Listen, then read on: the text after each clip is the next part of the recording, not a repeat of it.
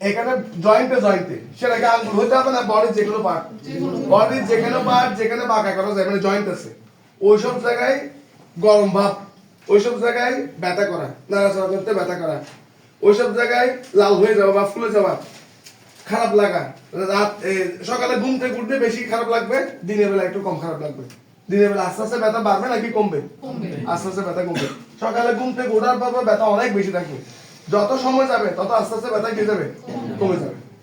তাহলে মানুষের হাড়ের জয়েন্টে ব্যথা হওয়া জীবাণুর কারণে, এটা কিন্তু আঘাতজনিত না। আপনি এখানে এরকম করছেন, এখানে ব্যথা হয়ে গেছে, এটা কি বাত? এটা বাত না, আপনি তো আঘাত। এর বাত কিন্তু আঘাত না, ও আঘাত পায় নাই, কিন্তু ওর এখানে বডির মধ্যে জীবাণু আছে, বাতের জীবাণু। ওই বাতের জীবাণুগুলো জয়েন্টে কি করে? প্রদাহ মানে কি জ্বালাপোড়া, গরম ভাব, ব্যথা এগুলো করে, তখন তার নাম কি? বাতের ক্ষেত্রে এগুলো মূলত বাংলাদেশের মানুষ এই বাতের বড়িগুলোকে, বাতের ট্যাবলেট গুলোকে গোলাপি কালার, লাল কালার এরকম ভাবে, মানে বিভিন্ন কালারফুল ওষুধ পাবে।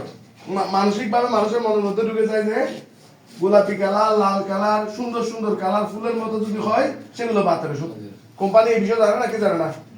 জানে। কোম্পানি ইচ্ছা করে গোলাপি লাল এগুলো করে দেয় যাতে মানুষের মন জয় করতে পারে, কারণ বিক্রি করবে যার কাছে, তার যদি মন জয় করতে না পারি তাহলে আমি বিক্রি করবো কেমনে?